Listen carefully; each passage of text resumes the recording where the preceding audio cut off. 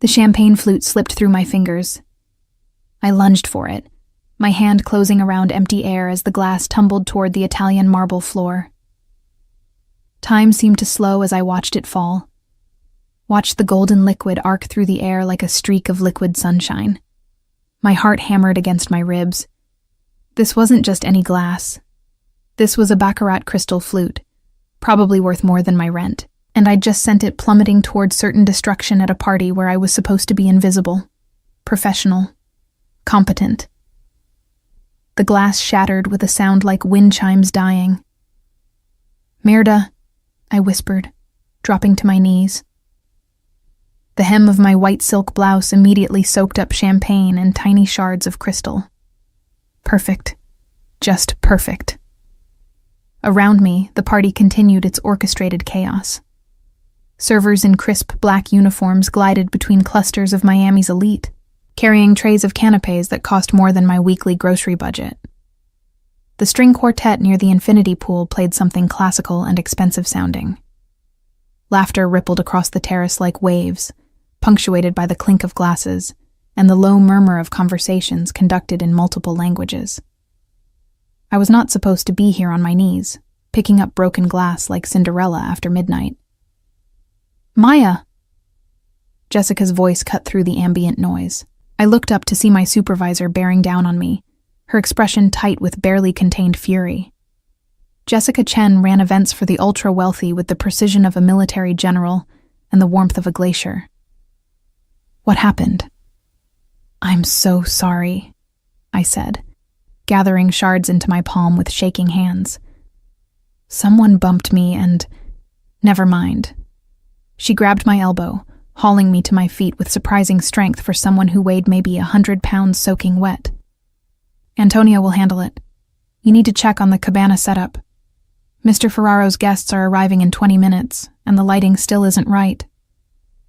Mr. Ferraro, Dante Ferraro to be precise. The man whose oceanfront estate we were currently decorating like a Mediterranean fever dream.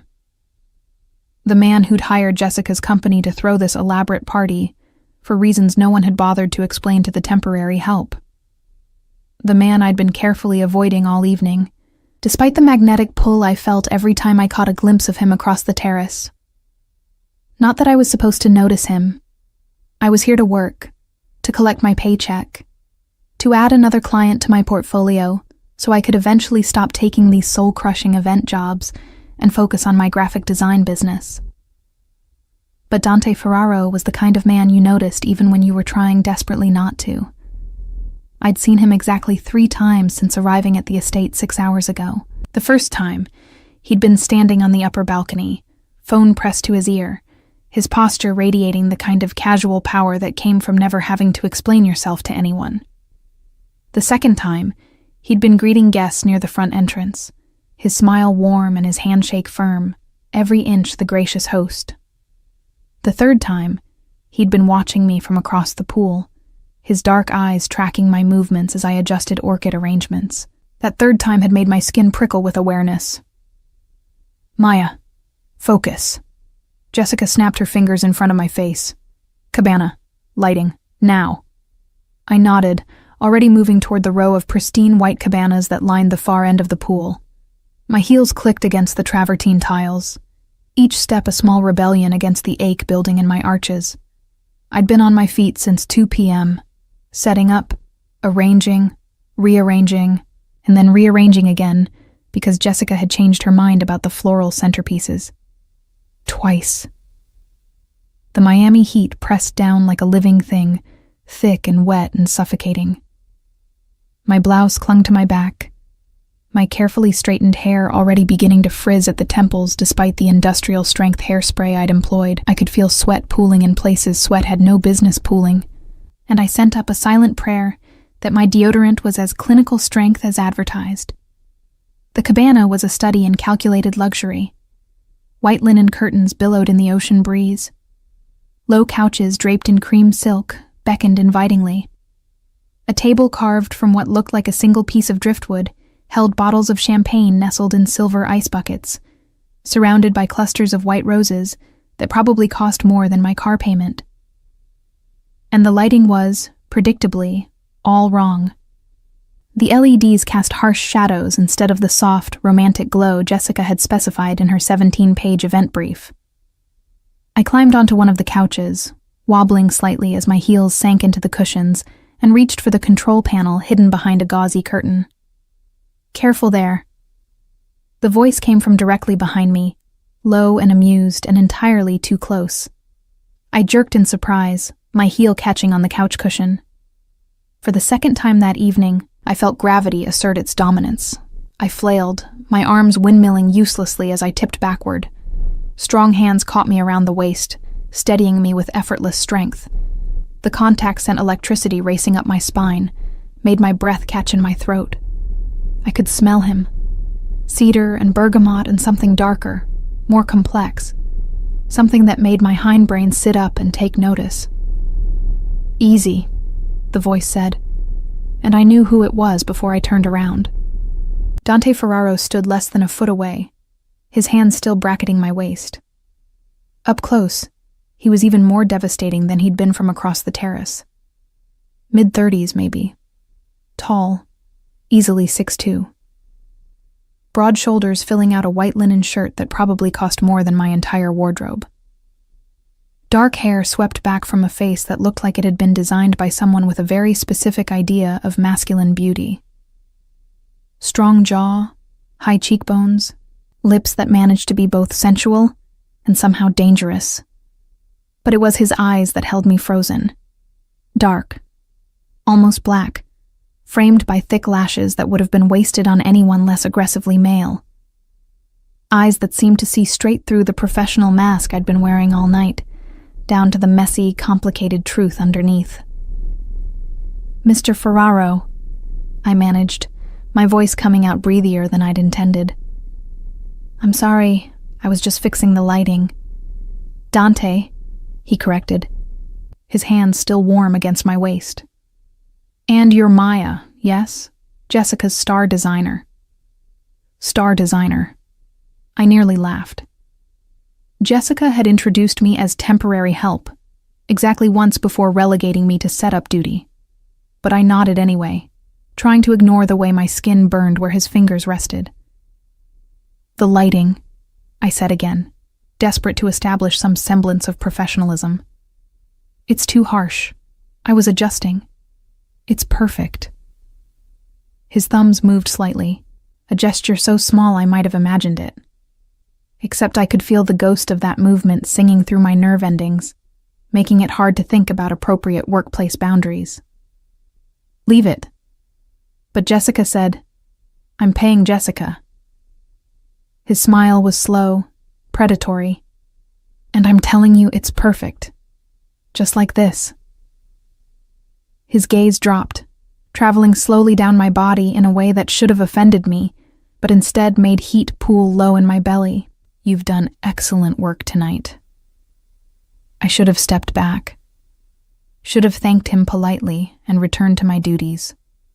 Should have remembered that I was here to work, not to get swept up in the gravitational pull of a man who was so far out of my league we weren't even playing the same sport. Instead, I stood there like an idiot, my heart racing, his hands still on my waist. "Thank you," I whispered, and hated how small my voice sounded. He released me abruptly, stepping back to create a respectable distance between us. The loss of contact felt like a physical thing, like someone had peeled away a layer of my skin. I wrapped my arms around myself, suddenly cold, despite the humid evening air. "Your guests," I said, grasping for anything that might restore the natural order of things. "They're arriving soon. I should—" "Yes." His expression shuddered, the warm interest replaced by something cooler, more distant. "You should check with Jessica. Make sure everything is ready." It was a dismissal, polite but firm. I nodded, my cheeks burning as I climbed down from the couch with as much dignity as I could muster. I could feel his eyes on me as I walked away, could feel the weight of his attention like a physical touch. It made my skin prickle and my steps unsteady. Jessica was waiting near the pool, her expression thunderous. What took so long? The lighting, I lied.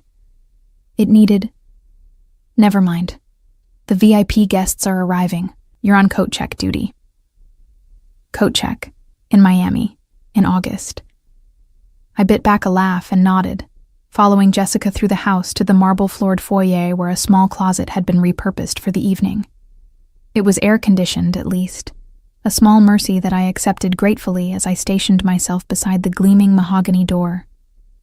The guests arrived in waves of expensive perfume and even more expensive jewelry. I smiled, accepted wraps and clutches and the occasional blazer, hung everything with meticulous care, listened to conversations that floated past like exotic birds, business deals conducted in casual tones, gossip delivered with surgical precision, references to people and places that existed in a world so far removed from my own, they might as well have been discussing Mars. I was reaching for a beaded evening bag when I heard his name. Dante's pulling out all the stops tonight.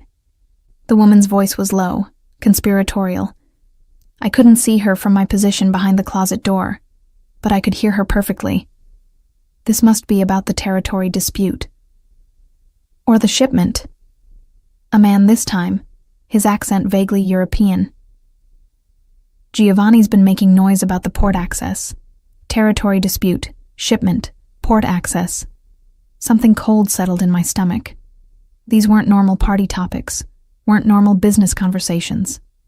They sounded like something out of a movie, the kind of dialogue that preceded violence and betrayal and bodies washing up on beaches. Maya. Jessica's voice made me jump. Stop eavesdropping and help with the service. I nodded, my hands trembling slightly as I closed the closet door. I was being paranoid. These were probably just wealthy people discussing their wealthy people problems. Real estate, maybe. Import-export business. Perfectly legal. Perfectly normal explanations for words that had sounded distinctly illegal. Except I couldn't shake the feeling that I'd stumbled into something I wasn't supposed to hear. The party shifted into high gear around 9 p.m. The string quartet gave way to a DJ who played the kind of ambient electronica that rich people apparently considered dancing music. The champagne flowed more freely. Laughter grew louder, boundaries more fluid. I circulated with a tray of canapes, offering smoked salmon on blinis and foie gras on brioche, to people who barely acknowledged my existence. I was invisible again, safe in my invisibility, until I walked past the pool and saw Dante standing at the edge, his hand on the small of a woman's back. She was beautiful in that specific way that money could buy. Perfect skin, perfect hair, perfect body poured into a red dress that probably cost more than my car. She laughed at something he said, her hand resting possessively on his chest. Something ugly twisted in my gut. Jealousy, maybe. Or just the bitter recognition that I'd been stupid to think his attention meant anything. He was Dante Ferraro, owner of this obscene palace, host of parties that cost more than I made in a year. And I was temporary help. I turned away, my vision blurring slightly. And that's when it happened. My heel caught on the edge of a travertine tile. I stumbled, overcorrected, felt my balance shift catastrophically. The satin robe I'd thrown over my blouse earlier, Jessica had insisted on it, said it made the servers look more cohesive, slipped from my shoulders. I grabbed for it reflexively, which meant I couldn't catch myself when I fell. The pool water was shockingly cold after the humid evening air. It closed over my head, muffling the music and laughter, and turning the world into a silent, chlorinated cocoon. I thrashed, disoriented, my waterlogged clothes dragging me down. My lungs burned. Panic clawed at my throat. Then strong hands gripped my arms, hauling me upward, breaking the surface. I gasped, coughing up pool water, my hair plastered to my face. Someone had me, was pulling me toward the shallow end. I blinked water from my eyes and found Dante Ferraro staring at me with an expression I couldn't read. He'd jumped in fully clothed. His white shirt clung to his chest, revealing the hard planes of muscle underneath. Water streamed down his face, dripped from his hair. He looked like something out of a cologne commercial. And he'd frozen. His hands were still on my arms, but his grip had gone slack. His eyes were fixed on something behind me, his expression shifting from concern to shock to something harder, more dangerous. "What?" I started, but he cut me off. "Turn around." His voice was rough, urgent. "Turn around right now." I did, confused and shaking, and still trying to process the fact that I'd just fallen into a pool at the most important event I'd ever worked. Felt the cool air hit my exposed back. Realized with dawning horror that my white blouse had gone completely transparent in the water. But Dante wasn't looking at my bra. He was staring at something else. The tattoo. I'd gotten it when I was 18, drunk on cheap tequila and bad decisions during spring break. A symbol I'd seen in a dream, or thought I had. Delicate black lines that formed something almost floral, almost geometric. Beautiful and strange and utterly meaningless. Except Dante Ferraro was staring at it like he'd seen a ghost. "Where did you get that?" His voice was barely above a whisper, but it cut through the party noise like a knife. "Who gave you that mark?" My teeth were chattering, from cold or fear or both. "I don't know what you... Who are you?" He grabbed my shoulders, turned me to face him. His eyes burned into mine, dark and intense, and absolutely terrifying. "Who the fuck are you, really?" Before I could answer, before I could even begin to formulate a response, strong hands grabbed me from behind. Someone wrapped a towel around my shoulders. Jessica's voice sharp with annoyance. "I'm so sorry, Mr. Ferraro. She's new. She didn't mean..." "Get everyone out." Dante's voice was ice cold, utterly commanding. "Clear the property, now." Jessica made a small, shocked sound. "Sir, the party is over." He didn't look away from me. "Everyone leaves. Everyone except her." The last guest left at 10:47 p.m. I knew because I'd been watching the ornate clock above the fireplace in Dante's study for the past 37 minutes, counting down each second like a prisoner awaiting execution. The towel someone had draped around my shoulders had long since stopped providing any real warmth. My wet clothes clung to my skin, making me shiver despite the air conditioning that hummed quietly through the mansion's vast network of vents. Jessica had tried to take me with her when she left, had actually grabbed my arm and attempted to pull me toward the door, whispering urgently about lawsuits and liability and how we needed to leave immediately. But Dante's security, because of course he had security, massive men in black suits who'd materialized like shadows when he'd cleared the party, had blocked her path with professional politeness and immovable presence. "Ms. Reed stays," one of them had said, his voice carrying the trace of an accent I couldn't place. Eastern European, maybe. "Mr. Ferraro's orders." Jessica had looked at me with something between pity and fury before she'd left, promising to call the police if I didn't text her within the hour.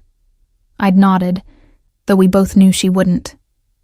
Jessica Chen didn't call the police on clients who could afford to throw parties that cost 6 figures. She valued her business too much for that kind of professional suicide. Now I sat alone in a study that probably cost more than my parents' house, wearing borrowed clothes that made me feel like a child playing dress-up. Someone, a housekeeper I assumed, though I hadn't seen her, had left a stack of dry garments outside the bathroom door while I'd showered in a marble sanctuary that featured heated floors and a rainfall showerhead the size of a dinner plate. The clothes were expensive. Silk pajama pants in deep emerald green, a matching camisole that fit perfectly despite the fact that no one should have known my size. The fact that they fit perfectly was its own kind of terror. I stood and walked to the floor-to-ceiling windows that overlooked the ocean. The party debris had already been cleared with supernatural efficiency.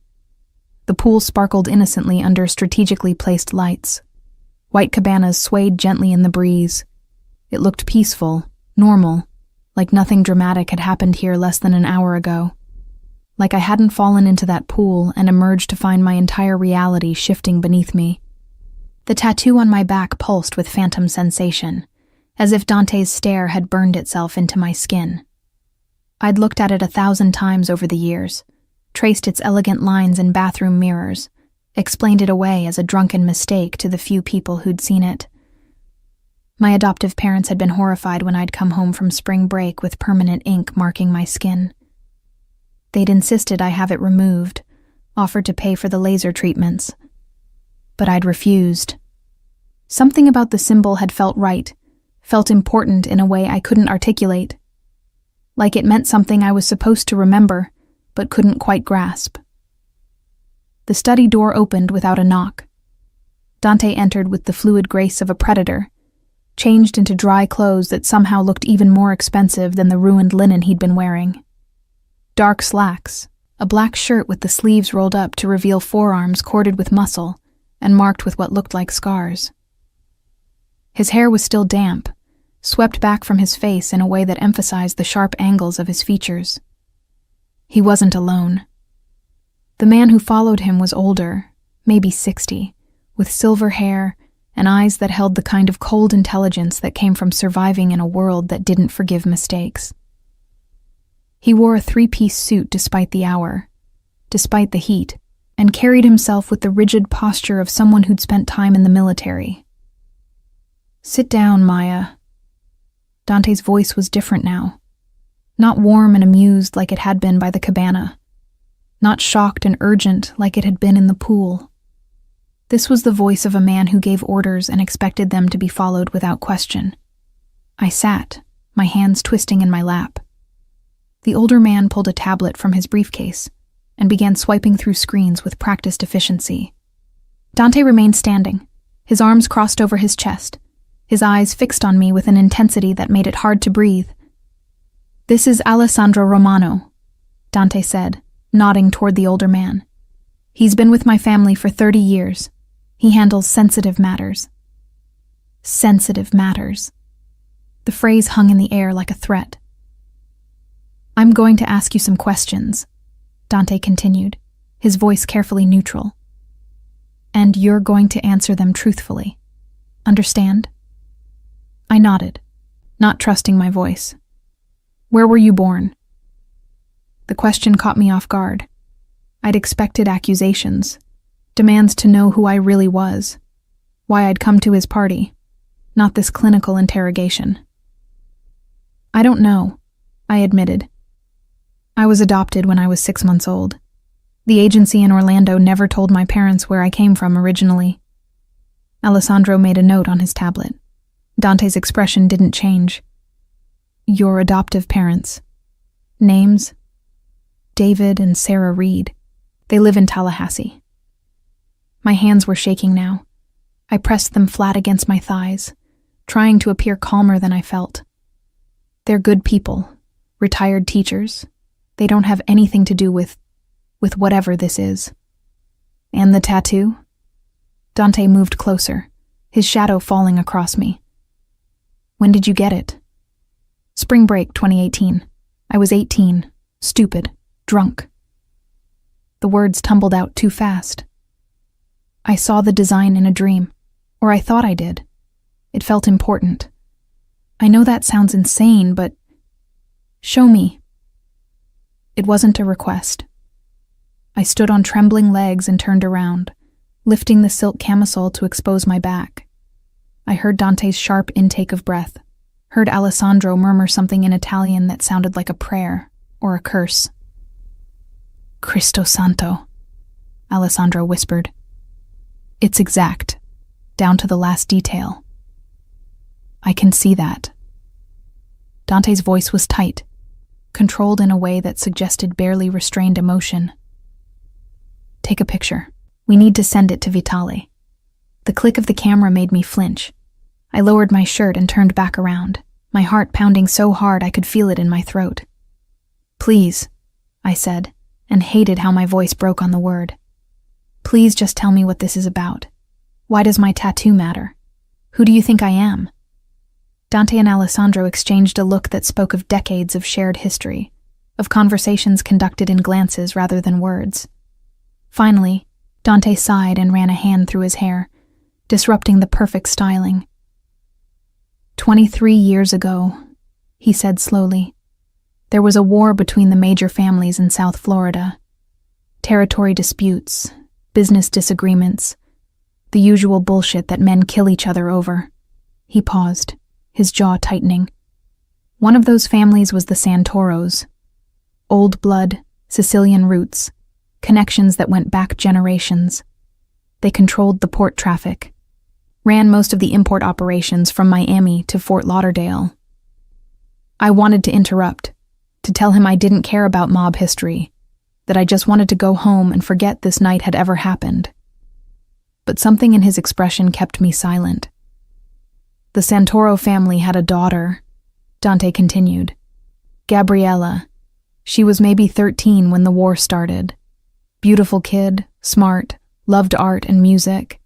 She was supposed to be untouchable. There are rules, even in our world. You don't hurt children. You don't target families. What happened to her? I asked, though some part of me already knew. She disappeared. Alessandro spoke for the first time, his accented English careful and precise. During a raid on the Santoro compound, there was a fire, confusion, gunshots. When the smoke cleared, Gabriella was gone. Her parents assumed she'd died in the fire, that her body had been incinerated. They found remains, children's bones. DNA testing wasn't what it is now. They buried an empty casket and tried to move on. But she didn't die, I whispered, understanding dawning with cold, terrible clarity. The Santoro family mark, Dante said, moving to Alessandro's tablet and turning it to face me. The screen showed an image of a crest, ornate and beautiful, featuring the exact design that marked my back. Every blood member of the family receives this mark on their 18th birthday. It's tradition, going back centuries. A way to identify true Santoros versus associates, marriages, adopted members. I stared at the crest, at the symbol I'd thought came from a drunken dream. The lines matched perfectly.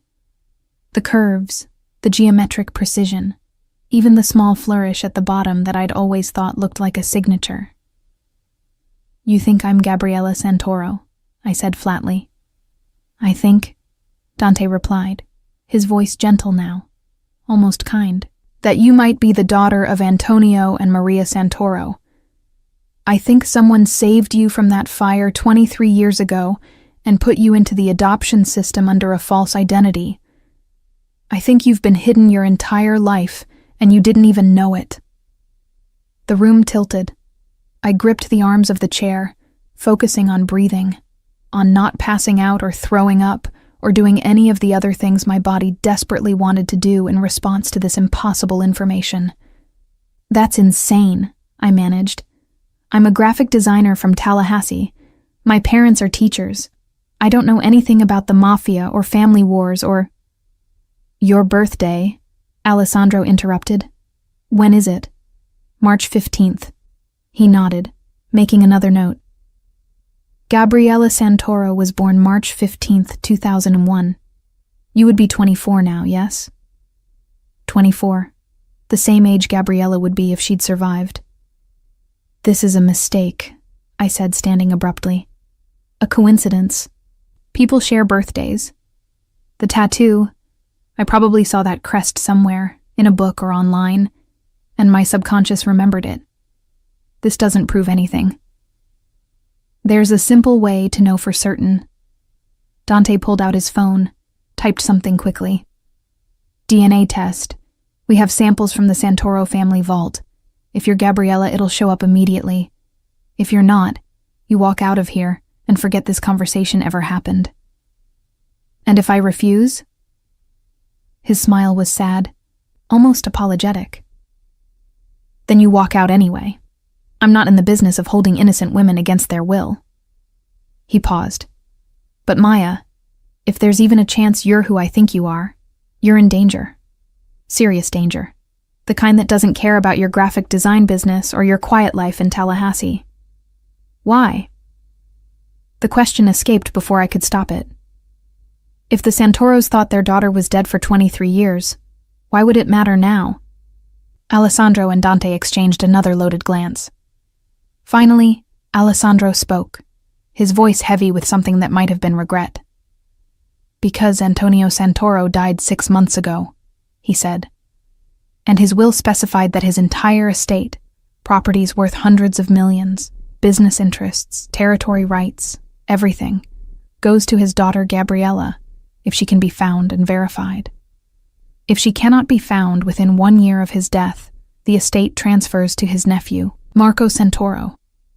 Understanding crashed through me like a wave. And Marco doesn't want to share.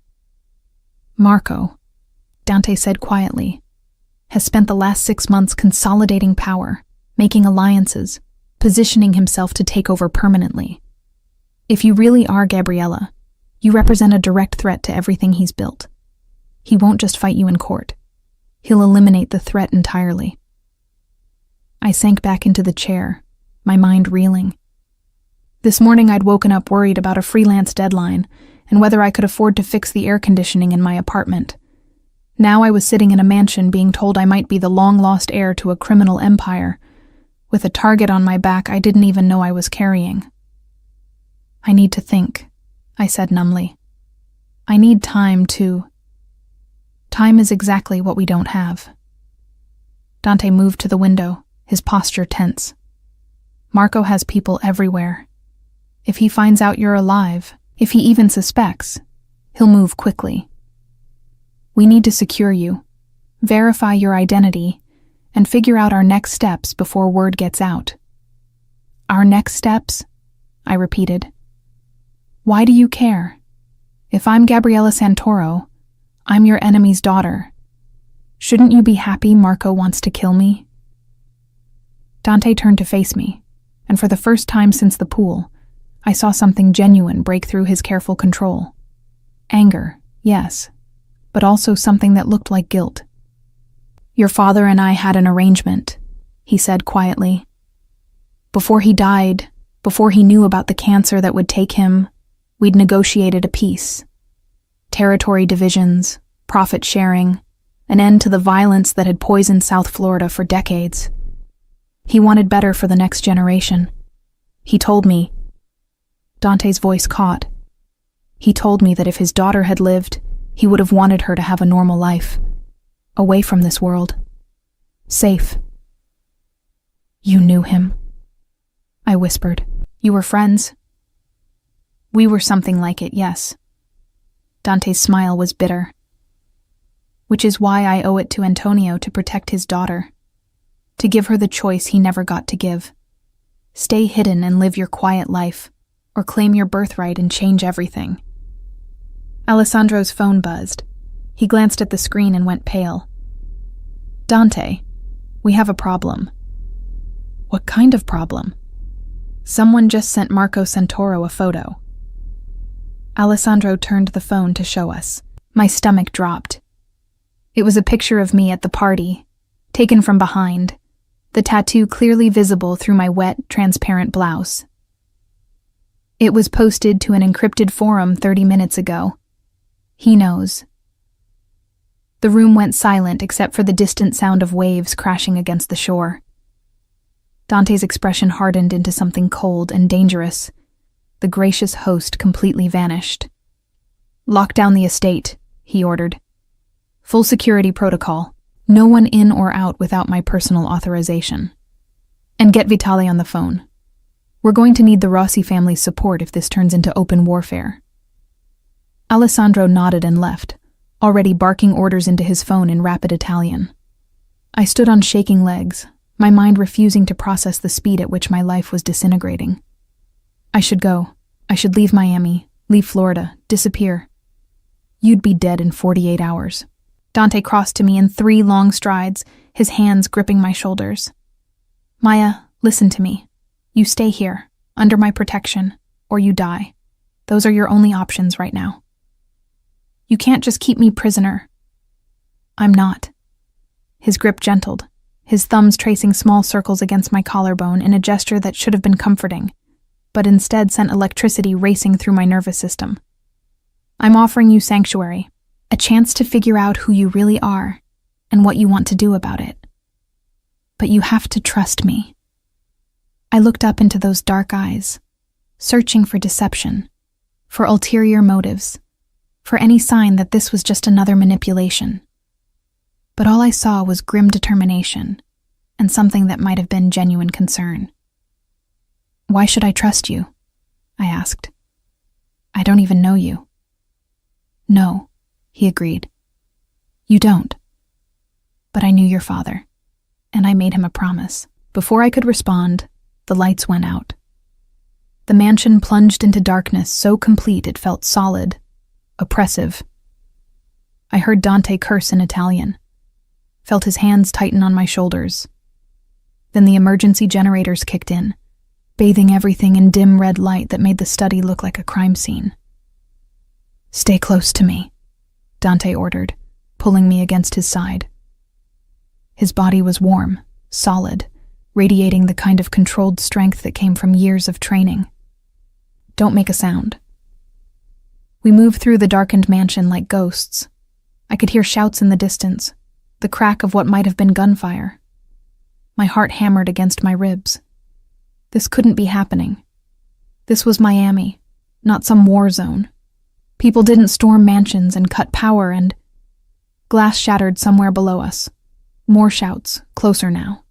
Dante pulled me into what looked like a bedroom, shutting the door silently behind us. He moved to a painting on the wall. A Monet, I thought numbly. An actual fucking Monet. And swung it aside to reveal a biometric scanner. He pressed his palm against it. The scanner beeped softly, and a section of the wall slid open to reveal a hidden room. Inside, he whispered. Now. I stumbled into the darkness. Dante followed and the wall slid shut behind us, sealing us in what appeared to be a panic room. Emergency lighting flickered on automatically, revealing a space about the size of my apartment bedroom. Monitors lined one wall, showing security feeds from around the estate. A small arsenal of weapons occupied another wall. There was a bed, a bathroom, supplies that suggested someone could hide here for days if necessary. On the monitors, I watched masked figures move through the mansion with military precision. 6 of them, maybe more. They moved like professionals, like people who killed for a living. They're here for you, Dante said quietly, standing close enough that I could feel his breath against my ear. Marco sent them. He's not wasting any time. How did they find me so fast? My voice was barely a whisper. Someone at the party must have recognized the tattoo, sent that photo to Marco with your location. Dante's jaw tightened as he watched the monitors. I should have been more careful. Should have gotten you out of Miami the second I saw that mark. This is insane. I wrapped my arms around myself, trying to stop the shaking that had nothing to do with cold. 24 hours ago, my biggest problem was a difficult client. Now there are assassins in your house trying to kill me because of a tattoo I got while drunk in Cancun. Not just any tattoo. Dante turned to face me, his expression grave. That mark means you're the rightful heir to one of the most powerful criminal organizations in North America. It means you control territory, businesses, connections worth hundreds of millions of dollars. It means you have the power to reshape the entire South Florida underworld if you choose to claim it. I don't want it, I said desperately. I don't want any of it. Can't we just, release a statement saying I renounce all claims, that I'm not interested? It doesn't work that way. His voice was gentle but firm. The second that photo went public, you became a threat to Marco's power. Whether you claim your inheritance or not doesn't matter anymore. He can't afford to let you live. On the monitors, one of the masked figures reached the bedroom we'd just left. He was methodical, checking the closet, under the bed, sweeping the room with professional thoroughness. My heart stopped when he approached the Monet, his gloved hand reaching for the frame. But he didn't find the hidden switch. After a moment, he moved on, disappearing from the camera's view. "How long do we stay here?" I asked. "Until Alessandro gives the all clear." Dante pulled out his phone, frowning at the screen. "He's coordinating with our people. They'll sweep the estate, neutralize the threat." Neutralize. Such a clinical word for what I suspected would be messy, violent, and permanent. I sank onto the edge of the bed, my legs finally giving out. The adrenaline that had been keeping me upright was fading, leaving behind exhaustion and a fear so deep it felt like drowning. "What happens after?" I asked. "After they neutralize these people? What then?" Dante sat beside me, close enough that our thighs touched. In the confined space of the panic room, I was acutely aware of him. The heat of his body, the scent of his cologne mixed with something earthier, more masculine. The way his presence seemed to fill the small space until there was no room for anything else. "Then we figure out who you really are," he said quietly. "We run the DNA test.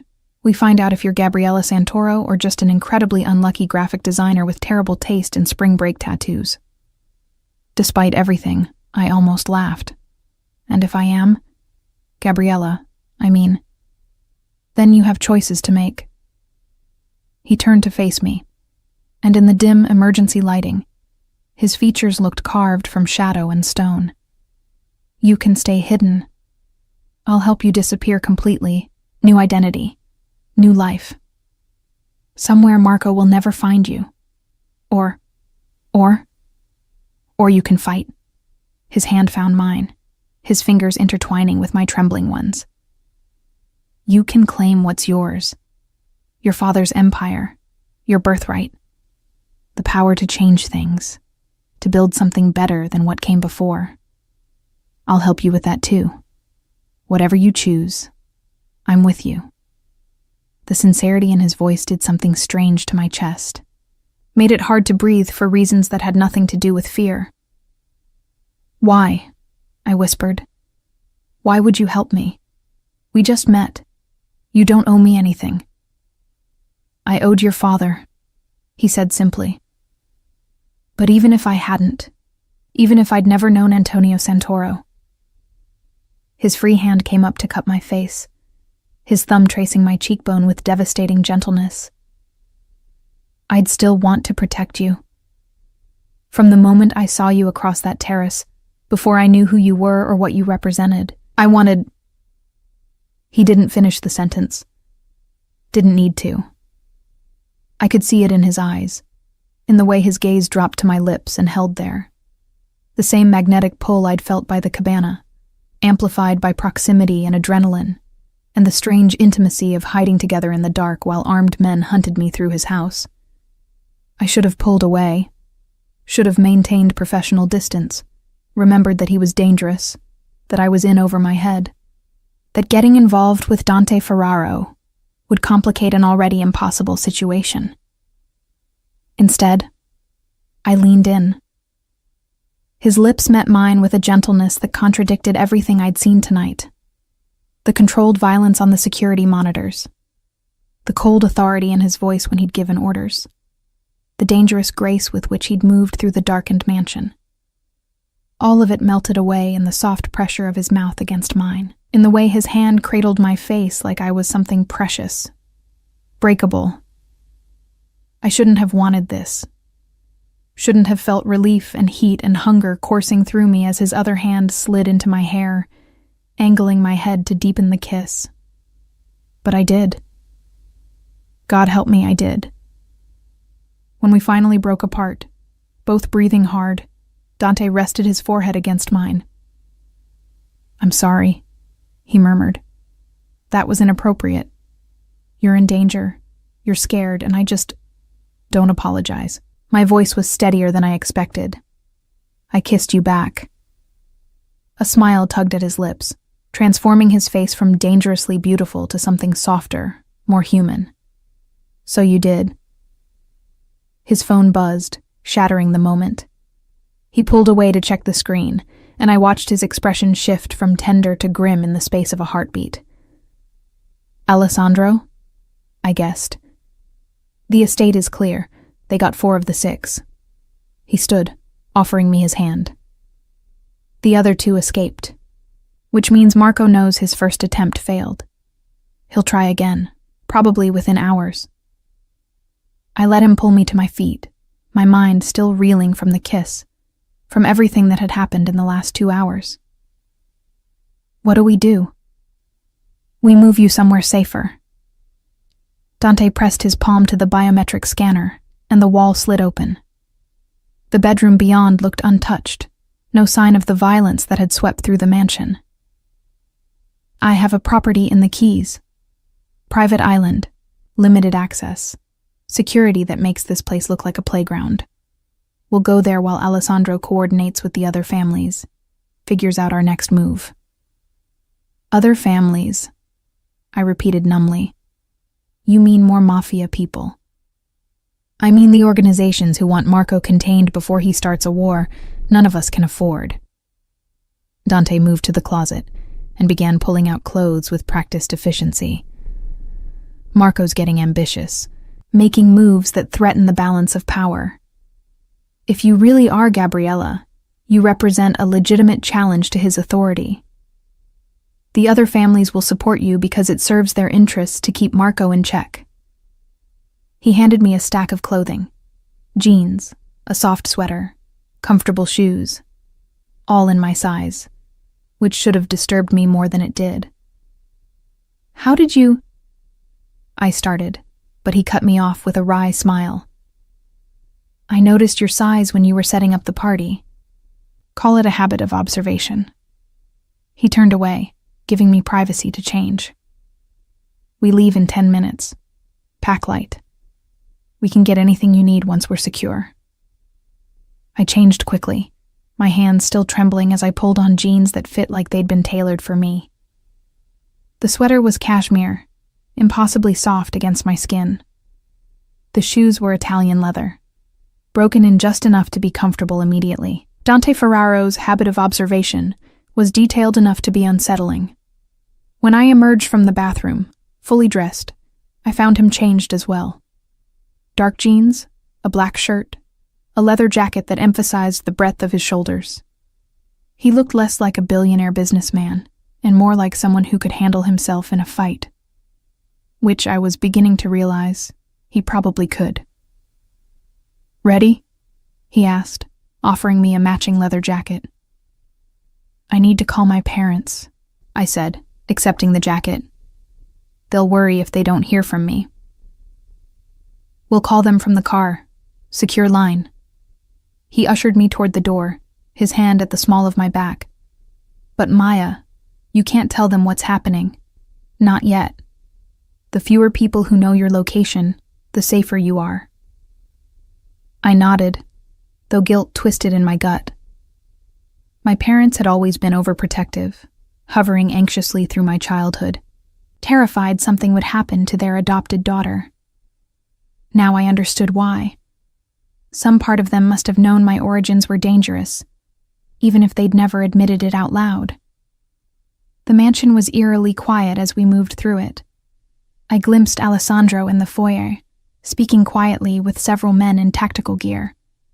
He saw us and nodded once, a gesture of acknowledgement and something that might have been approval.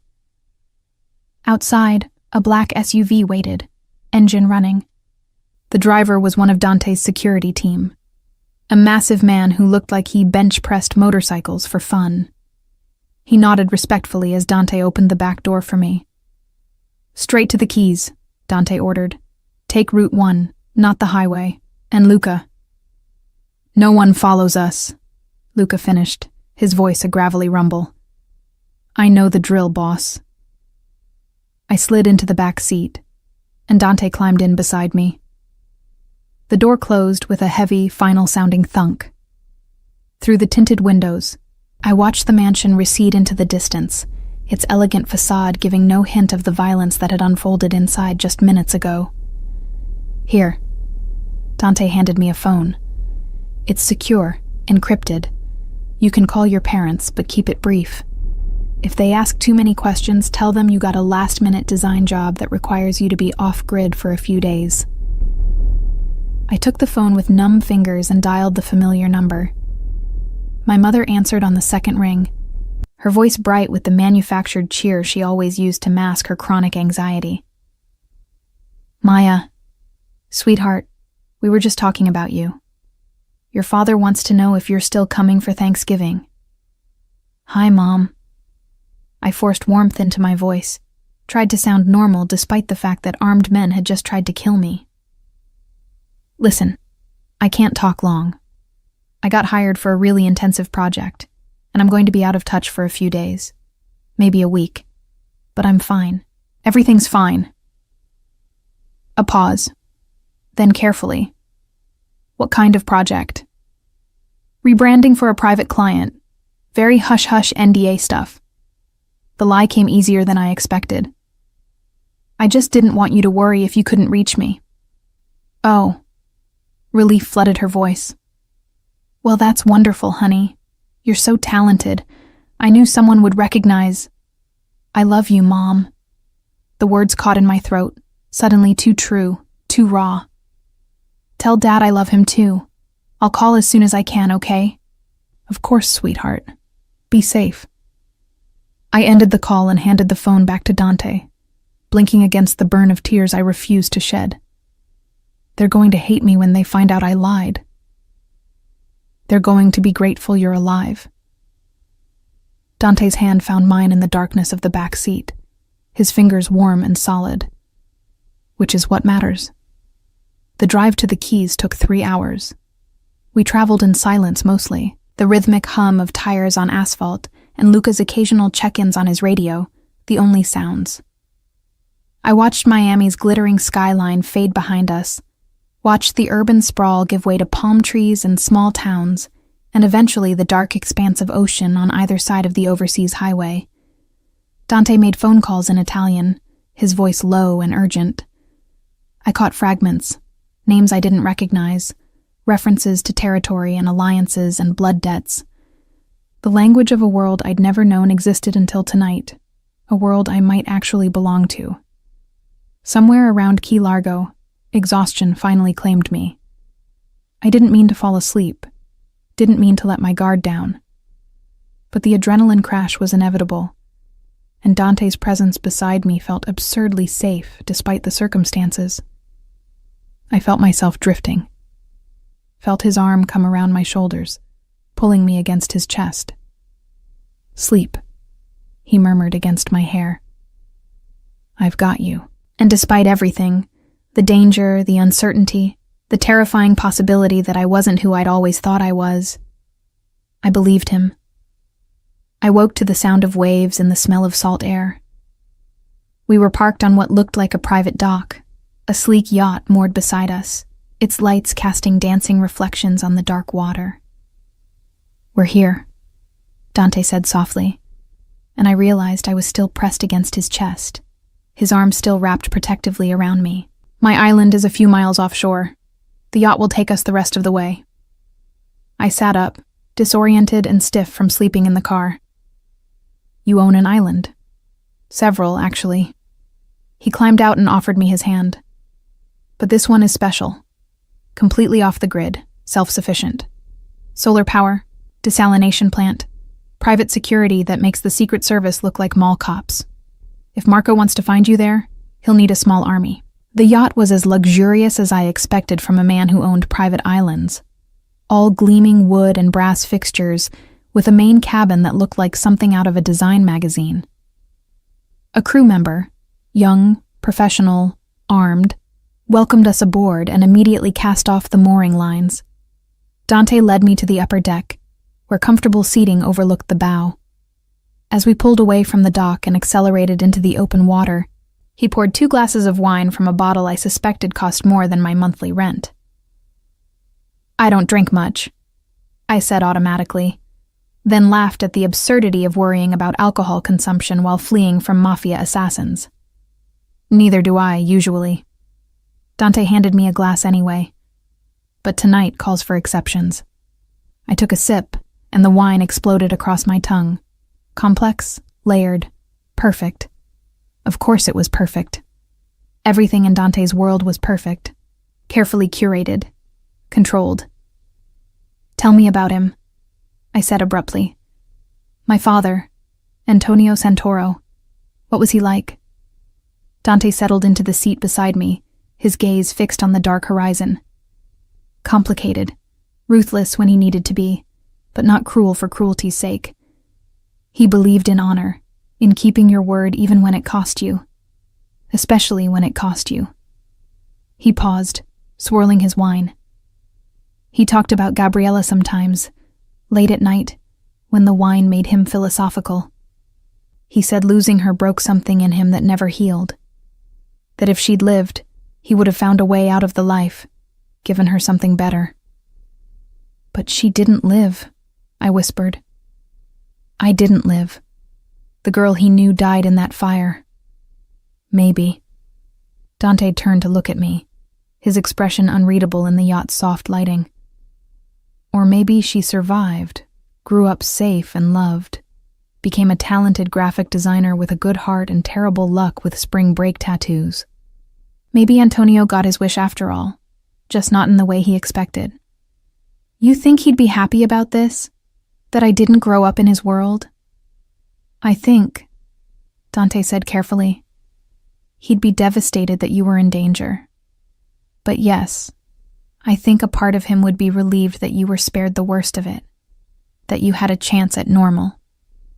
I laughed, the sound bitter. "Normal?" "Right. Nothing says normal like hiding on a private island while your cousin sends hit squads after you." "Fair point." His smile was wry. "For what it's worth, you're handling this remarkably well. Most people would have fallen apart by now. The night's still young." I took another sip of wine, letting the alcohol warm me from the inside. "Can I ask you something?" "Anything." "Why did you kiss me? Earlier, in the panic room?" I forced myself to meet his eyes. "Was it real, or were you just trying to distract me from freaking out?" Dante set down his wine glass and shifted to face me fully. In the moonlight, he looked like something out of a dream, beautiful and dangerous, and utterly focused on me. "It was real," he said quietly. "Ill-advised, inappropriate, probably a dozen other things that make it a terrible idea, but real." His hand came up to cup my face, his thumb tracing my cheekbone in that devastating way he had. "I wanted to kiss you from the moment I saw you adjusting those orchid arrangements, before I knew anything about Santoro marks or hidden heirs. I wanted you, Maya. I still want you. That hasn't changed." My breath caught. This is crazy. We barely know each other. And even if I am Gabriella, even if I have some claim to this inheritance, I'm nobody special. "You're wrong." His voice was fierce, almost angry. "You're brilliant. I saw your design portfolio while Alessandra was running background checks. The work you do, the way you see the world, the creativity you bring to everything you touch. That's rare, Maya. That's special. The Santoro name doesn't make you valuable. You're valuable because of who you are." I wanted to believe him. God, how I wanted to believe him.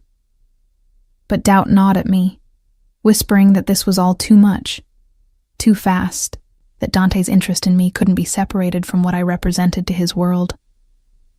"What if the DNA test is negative?" I asked. "What if I'm not Gabriella, just some random woman with a coincidental tattoo and an inconvenient birthday?" "Then you go back to your life."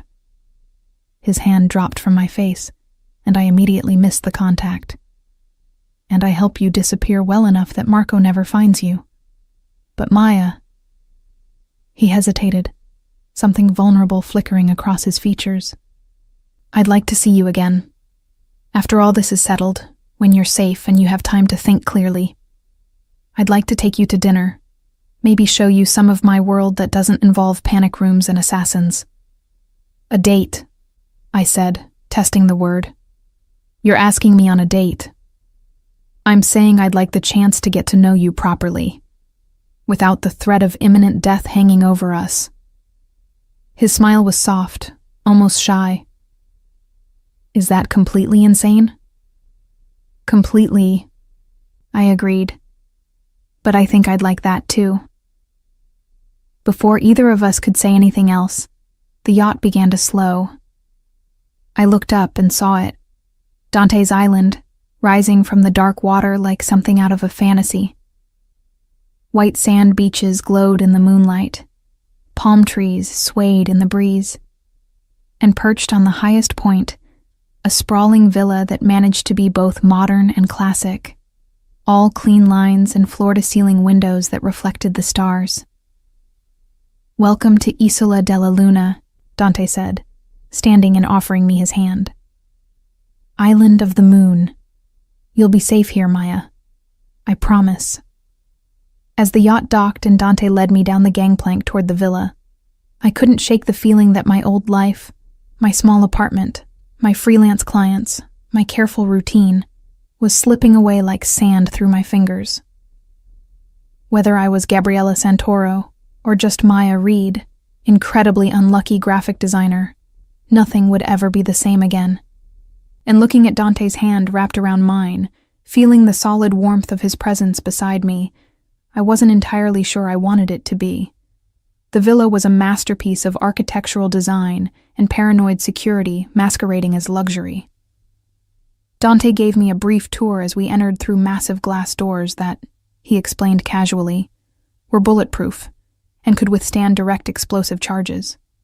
The foyer opened into a great room with soaring ceilings and views of the ocean on 3 sides, decorated in shades of white and cream that should have felt sterile, but instead felt like being wrapped in clouds. "There are 6 bedrooms," Dante said, leading me up a curved staircase that seemed to float without visible support. "You can take your pick. Each has its own bathroom, ocean views, and—" He paused, his expression slightly embarrassed. "Independent panic room access, in case of emergency." "Of course they do," I muttered. "Because that's totally normal." His laugh was genuine, warm. "Welcome to my world." He showed me to the master suite, which was larger than my entire apartment, and decorated with the same careful attention to detail I'd seen throughout the estate. A massive bed dominated the space, dressed in linens that probably had a thread count higher than my credit score. French doors opened onto a private balcony overlooking the moonlit ocean. The bathroom featured a shower big enough for 4 people and a soaking tub positioned to take advantage of the view. It was, objectively, the most beautiful room I'd ever been in. "I'll be right down the hall," Dante said, lingering in the doorway. "If you need anything at all, just call. The intercom system is voice-activated. Just say my name." I nodded, suddenly aware of how alone we were. No party guests, no security team hovering nearby, no immediate threat forcing us together. Just Dante and me in this beautiful, isolated place, with nothing between us but air and possibility, and the weight of everything that had happened. "Thank you," I said, meaning it. "For all of this. For protecting me. For not thinking I'm crazy. For—" I gestured helplessly at the room, at the island, at everything. "For caring." Something shifted in his expression, went soft and dangerous all at once. He crossed the threshold in 3 long strides, and suddenly he was there, close enough that I had to tilt my head back to maintain eye contact. His hand came up to cup my face, and I leaned into the touch without thinking. "Get some rest," he murmured, his thumb tracing my lower lip. "Tomorrow we'll deal with everything. The DNA test, the security protocols, the politics. Tonight, just sleep. Be safe." He kissed my forehead, gentle and chaste, then left before I could respond. The door clicked shut behind him, and I stood there for a long moment, my skin still tingling where he'd touched me, my heart doing complicated things in my chest. I should have been terrified. Should have been planning my escape, questioning everything, refusing to trust this beautiful stranger who'd inserted himself into my life with devastating efficiency. But as I showered in that magnificent bathroom and slipped between those impossibly soft sheets, all I felt was a strange sense of rightness, as if I'd finally found something I hadn't known I was looking for. Sleep claimed me quickly, dragging me down into dreams of fire and water and a man's dark eyes that saw straight through to my soul. I woke to sunlight streaming through gauzy curtains and the smell of coffee and something baking. For a disoriented moment, I thought I was back in my apartment, that the previous night had been some fever dream brought on by too much stress and not enough sleep. Then I saw the ocean through the French doors, remembered where I was, and reality came crashing back with brutal clarity. I found clothes laid out in the bathroom, linen pants and a soft cotton shirt, both in my size, both clearly expensive. I was beginning to suspect Dante had an entire wardrobe prepared for me, which should have been creepy, but instead felt oddly thoughtful, like he'd been preparing for my arrival long before that satin robe fell into his pool. The thought made me shiver with something that wasn't quite fear. I followed the smell of coffee down the floating staircase to find Dante in the kitchen, cooking breakfast with the easy competence of someone who'd done it 1,000 times before. He wore linen pants and a white shirt, the sleeves rolled up to reveal those scarred forearms I'd noticed last night. His feet were bare. His hair was damp, as if he'd recently showered. He looked domestic and dangerous in equal measure, and my traitorous heart skipped at the sight of him. "Good morning," he said, glancing up with a smile. "I hope you like frittatas. I made one with local vegetables from the island's greenhouse." "You have a greenhouse?" "Solar-powered, climate-controlled, produces enough food to keep the island self-sufficient for months if necessary." He slid a perfectly golden frittata onto a plate and handed it to me. "Coffee's fresh. Help yourself." I poured coffee from a French press. Of course it was a French press. Of course the coffee was probably single origin and ethically sourced and roasted by artisans who'd devoted their lives to the craft, and took a seat at the kitchen island. The frittata was predictably perfect. Eggs that tasted like eggs were supposed to taste, vegetables that burst with flavor, cheese that melted on my tongue in a way that made me want to weep. "This is incredible," I said around a mouthful. "Did you learn to cook in Mafia school?" Dante laughed, the sound rich and genuine. "My grandmother taught me. She insisted all her grandchildren know how to feed themselves properly.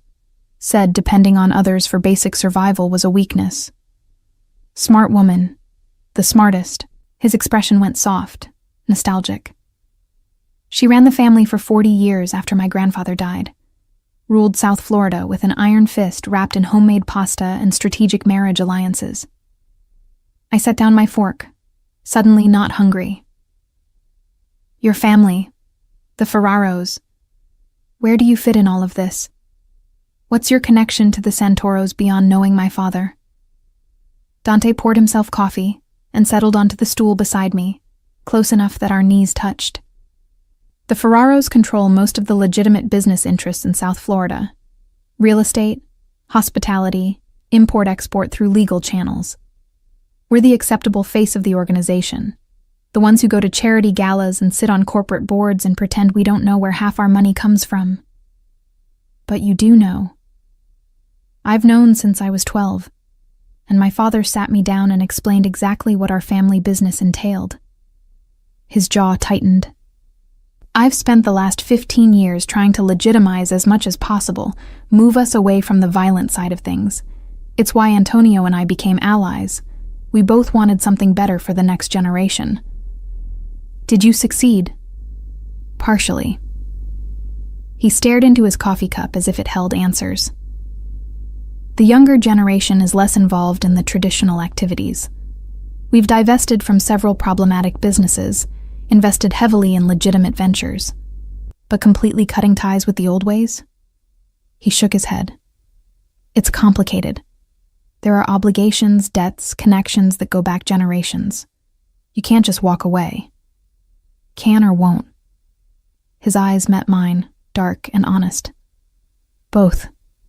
This life, it's in my blood. I've tried to use my position for good, to minimize harm, to protect people who can't protect themselves. But I'm not innocent, Maya. I've made decisions that kept me up at night, done things I'm not proud of. If you're looking for a hero, you're going to be disappointed. The honesty was jarring, refreshing. I'm not looking for a hero. I'm trying to figure out if I can trust you. That's fair. He set down his coffee and turned to face me fully, his knee pressing more firmly against mine. Here's what I can promise you. While you're under my protection, no harm will come to you. Not from Marco, not from anyone. I'll help you discover the truth about your identity, and whatever that truth is, I'll support whatever decision you make about your future. And if you want to walk away from all of this, the inheritance, the family, everything, I'll make sure you can do that safely. And if I don't walk away? Something heated flickered in his eyes. Then I'll stand beside you, help you claim what's yours, teach you how to survive in this world, whatever you need. Why? The question burst out before I could stop it. Why do you care so much? You barely know me. Dante reached out slowly, giving me time to pull away, and tucked a strand of hair behind my ear. His fingers lingered, tracing the shell of my ear in a way that made me shiver. I've spent my whole life surrounded by people who want something from me, he said quietly. Power, money, connections, protection. They see Dante Ferraro, head of the Ferraro organization, and they calculate how I can be useful to them. His thumb traced my jawline. But when you looked at me last night, in that cabana before everything went to hell, you saw just a man. You didn't know who I was, what I could do for you, and you were still interested. I was working, I protested weakly. You were curious. His smile was knowing, almost cocky. I saw it in your eyes, the same pull I felt, like recognizing something in someone you didn't know you were looking for. My breath caught. He was right, of course. I had felt it, that magnetic pull, that sense of recognition that had nothing to do with logic and everything to do with some primal part of my brain that had looked at Dante Ferraro and said mine. Before I could respond, his phone buzzed. He glanced at it and frowned. Alessandro, the DNA results are ready. Everything else fell away. The intimate moment, the charged atmosphere, the breakfast cooling on our plates. All of it vanished in the face of that simple statement. The DNA results were ready.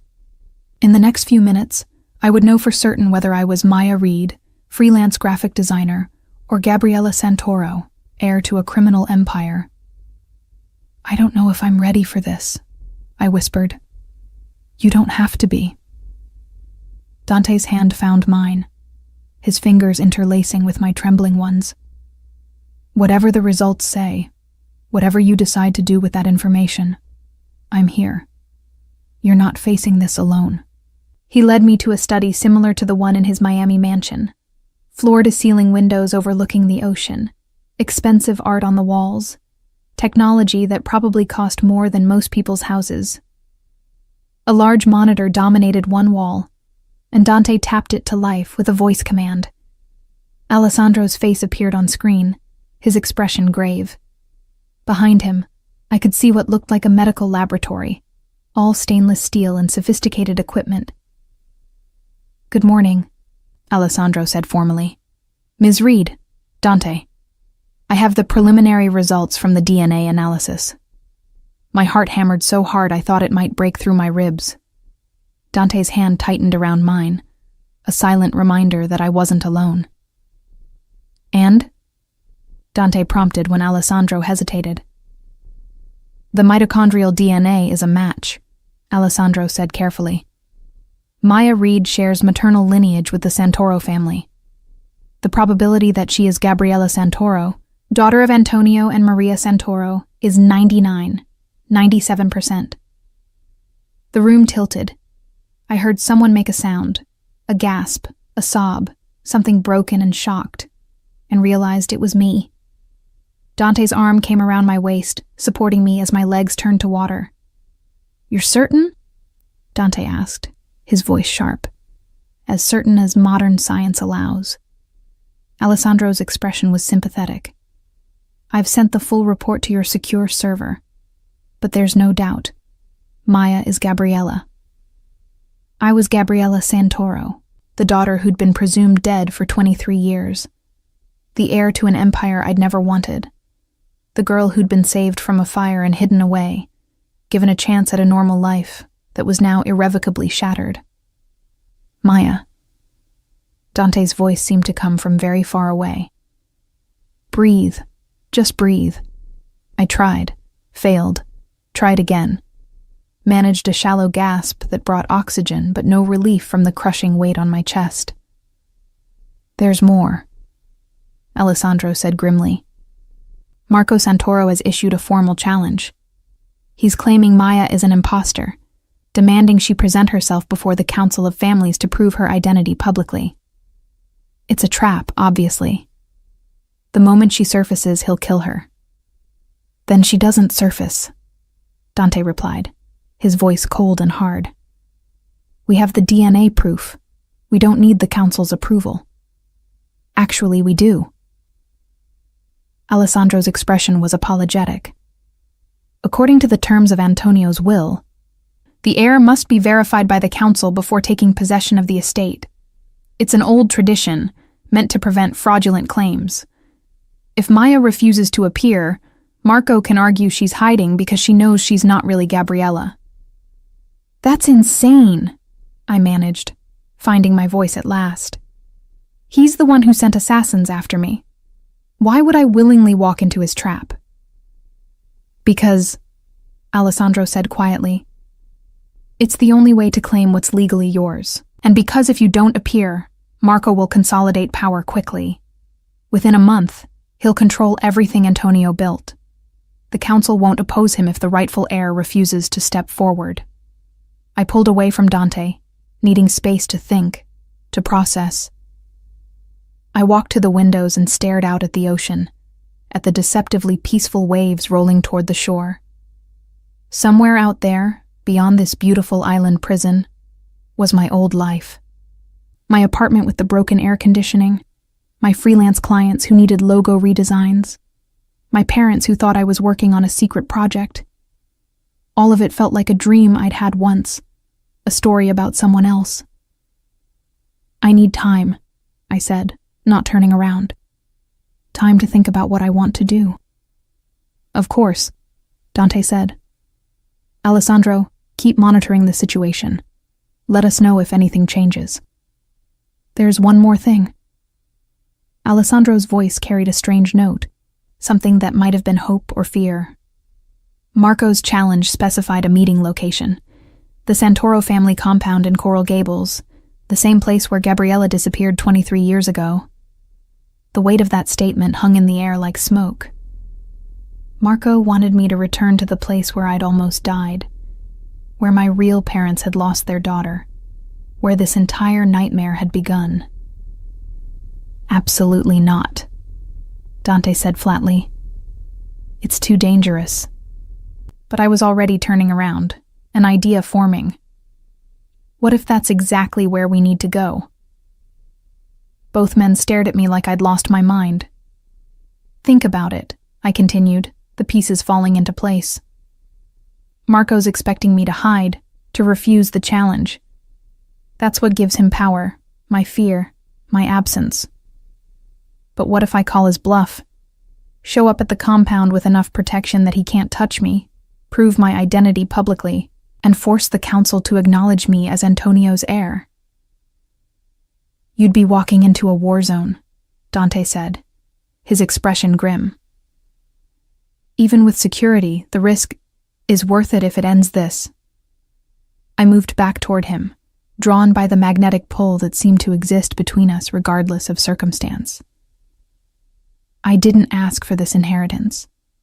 I don't want to be Gabriella Santoro. But I'm not going to spend the rest of my life hiding either, always looking over my shoulder, waiting for Marco to find me. If I'm going to survive this, I need to face it head on.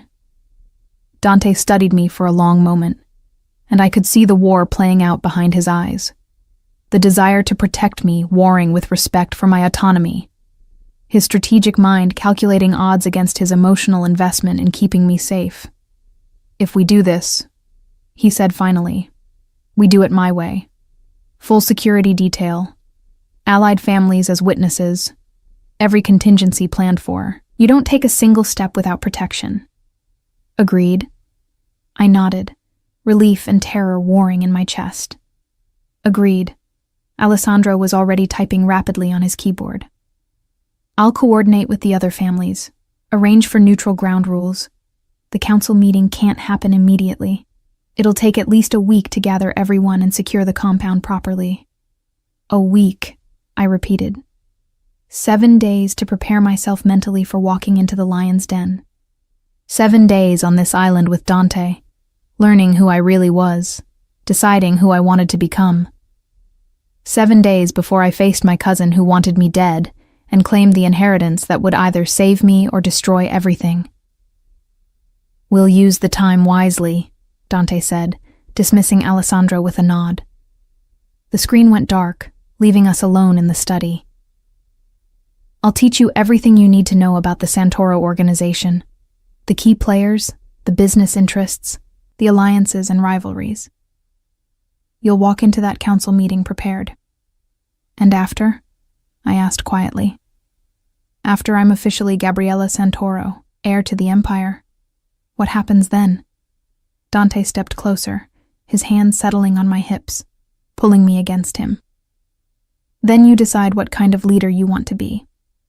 Whether you want to continue your father's work or dismantle it entirely. Whether you want to embrace this life or find a way to escape it. His forehead rested against mine, his breath warm against my lips. And you decide whether there's room in any of those futures for a man like me. Dante. He kissed me, swallowing whatever I'd been about to say. This kiss was different from the one in the panic room. Deeper, more desperate, carrying the weight of everything unsaid between us. His hands moved from my hips to my back, pulling me closer until there was no space left between our bodies. I melted into him, let him take my weight, let myself stop thinking about assassins and inheritances and impossible choices. For just this moment, I let myself be Maya, and I let myself want Dante Ferraro with an intensity that terrified and thrilled me in equal measure. When we finally broke apart, both breathing hard, he rested his forehead against mine. 1 week, he murmured. 1 week to figure out if this thing between us is real or just adrenaline and proximity. And if it's real? I asked, my hands fisted in his shirt. His smile was slow, dangerous, full of promise. Then we figure out how to make it work. Together. The week passed in a blur of intense preparation and stolen moments of normalcy that felt precious precisely because they were doomed to end. Mornings were devoted to education. Dante transformed the study into a war room, covering the walls with organizational charts, financial statements, and photographs of key players in the South Florida criminal landscape. He taught me about the Santoro Empire with the patience of a professor and the strategic insight of someone who'd spent his life navigating these dangerous waters.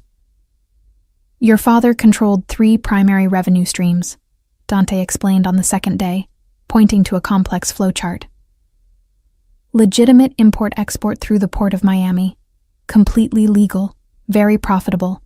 Semi-legitimate real estate holdings, properties purchased with questionable funds but currently operating above board.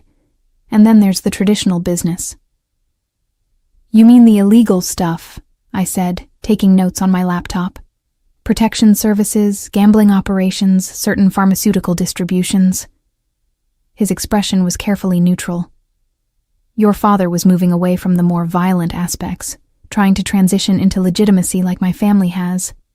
But these things take time. You can't just abandon networks that have existed for decades without creating power vacuums. I studied the charts, overwhelmed by the sheer scope of it. How much is it all worth? Antonio's personal wealth was estimated at $340 million. The organization's total assets, including properties, businesses, and liquid capital. Dante pulled up another file. North of $1 billion. The number was so large it stopped having meaning. I'd worried about making rent 2 weeks ago. Now I was potentially inheriting wealth that could buy small countries. Marco's been consolidating fast, Dante continued, switching to a timeline. Within a week of Antonio's death, he'd moved to take control of the protection networks. 2 weeks in, he'd absorbed the gambling operations. He's smart, methodical. If we'd waited another month, he would have been untouchable. But we didn't wait. I stood and moved to the window, needing distance from the overwhelming data. Because I accidentally texted you a picture of my ultrasound. I heard him move behind me, felt the warmth of his body as he stopped just close enough to make my skin tingle. Fate works in mysterious ways. Do you believe in fate? I asked, not turning around. I believe in preparation, strategy, and playing the odds. His hand came to rest on my shoulder, a gentle weight. But I'm starting to think there might be something to the universe pushing people together who need each other. I did turn then, finding him closer than expected. In the week we'd spent together, I'd learned to read the subtle shifts in his expression, the way his jaw tightened when he was worried, the slight softening around his eyes when he looked at me, the dangerous stillness that came over him when Alessandro called with updates about Marco's movements. Do you think we need each other? I asked quietly.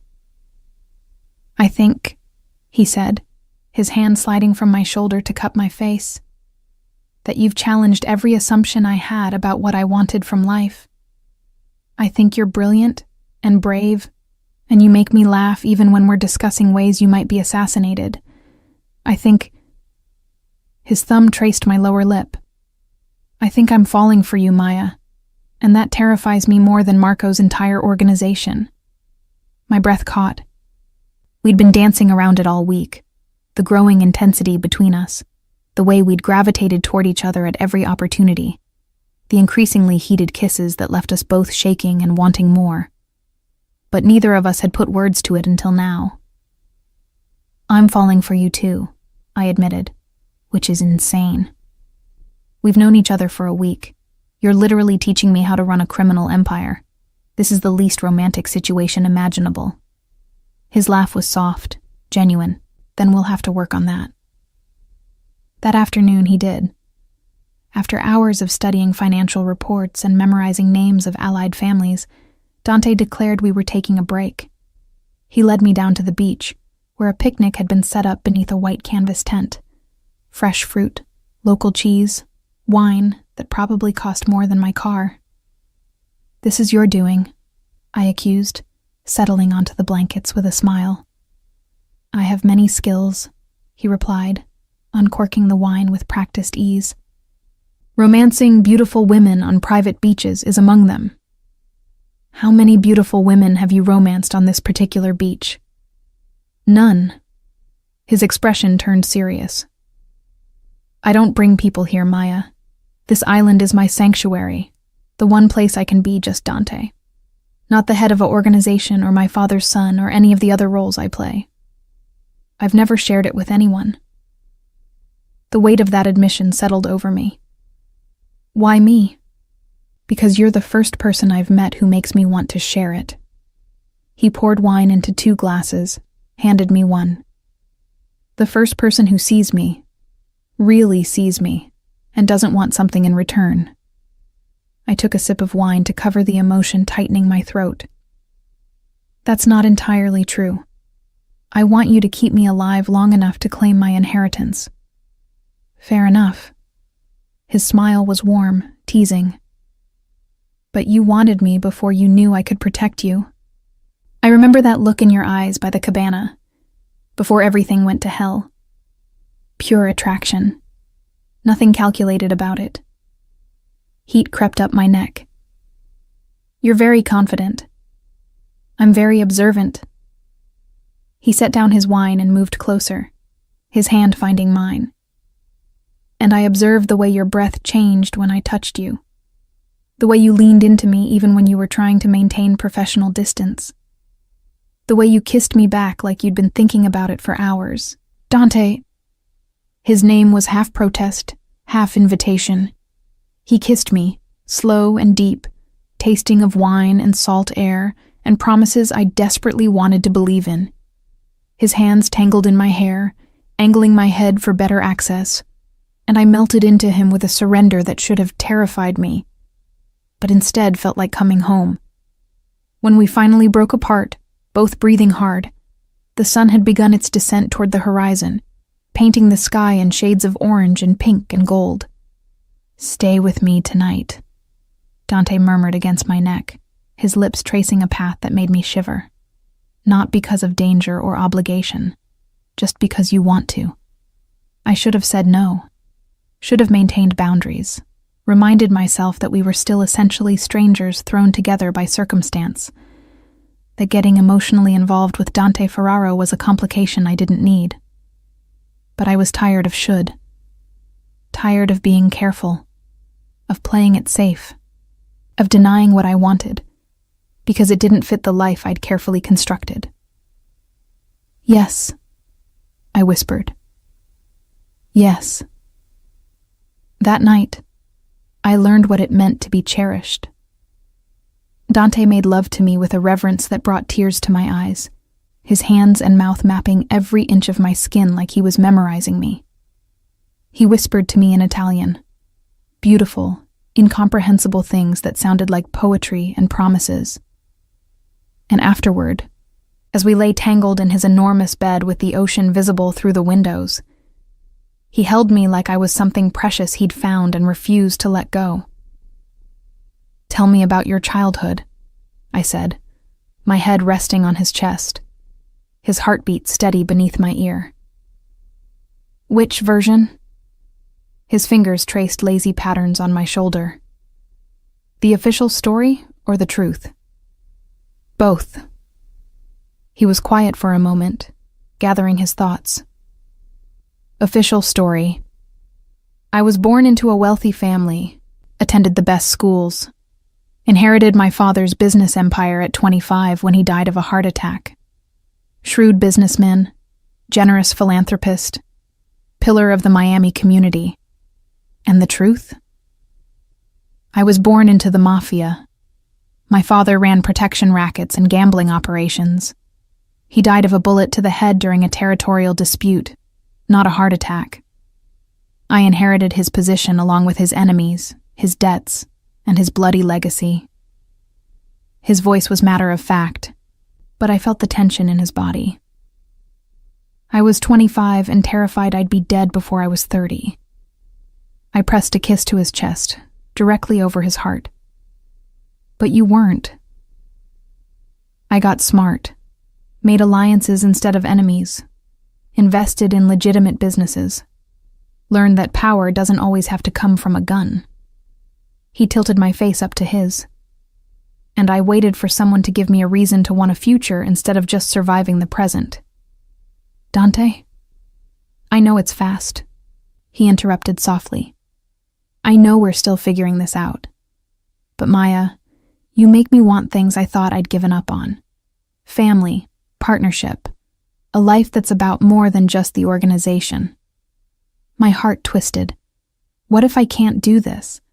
What if I claim the inheritance and realize I'm not cut out for this world? What if I fail? Then we figure it out together. His arms tightened around me. "But I don't think you'll fail. I think you're going to walk into that council meeting and show them exactly who Gabriella Santoro is. And I think they're going to be scared of you, which is exactly how it should be." The next few days passed in a similar rhythm. Mornings devoted to preparation, afternoons to stolen moments of normalcy, nights to discovering each other with an intensity that felt both urgent and inevitable. Dante taught me more than just organizational charts and alliance structures. He taught me how to read people, how to project confidence even when terrified, how to use silence as a weapon. "Never let them see you uncertain," he said during one lesson. The moment you hesitate, they'll pounce. These people are predators. They respect strength, confidence, and the willingness to make hard decisions. Even if those decisions keep me up at night? Especially then. His expression was grim. The people who sleep soundly after ordering violence are the ones you need to worry about. The fact that it bothers you means you still have a conscience. That's valuable. On the 6th day, Alessandro called with news. The council meeting is confirmed for tomorrow evening. All major families have agreed to attend. Marco has accepted the terms of engagement. Neutral ground, no weapons beyond personal security, binding arbitration of the council's decision. He's going to try something, Dante said flatly. Marco doesn't agree to terms that disadvantage him. Agreed. Alessandro's face was grave on the screen. I've tripled security for the compound and arranged for medical personnel on standby. But Dante, if this goes wrong, it won't. Dante's voice was steel. Maya will be protected, whatever it takes. That night, after Alessandro signed off and the reality of tomorrow's confrontation settled over us like a shroud, I found Dante on the beach, staring out at the dark ocean. Having second thoughts? I asked, settling beside him on the sand. About protecting you? Never. He pulled me against his side, his arm warm around my shoulders. About letting you walk into danger when I have the power to prevent it, constantly. You can't protect me from this. It's who I am now. I turned to face him. Gabriella Santoro, heir to an empire I never asked for but can't walk away from. Not anymore. Why not? He challenged. You could still disappear. We have the resources to make you vanish so completely Marco would never find you. You could go back to being Maya Reed, or become someone new entirely. Have the quiet life you wanted. Except I'd always be running. I took his hand, intertwining our fingers, always looking over my shoulder, wondering when Marco would find me. And maybe more importantly, I paused, gathering courage. I'd be walking away from you, and I'm not ready to do that. Something fierce and tender crossed his face. Maya, I love you, I interrupted, needing to say it before I lost my nerve. I know it's insane. I know we've only known each other a week, but I love you, Dante Ferraro, and I'm not running from that either. He kissed me then, deep and desperate, pulling me into his lap so I was straddling him on the sand. I love you, he said between kisses. I love you, and tomorrow I'm going to make sure everyone in that room knows you're under my protection. That harming you means war with the Ferraro organization. That you're mine. Possessive, I murmured, but I was smiling. Completely. His hands slid under my shirt, warm against my skin.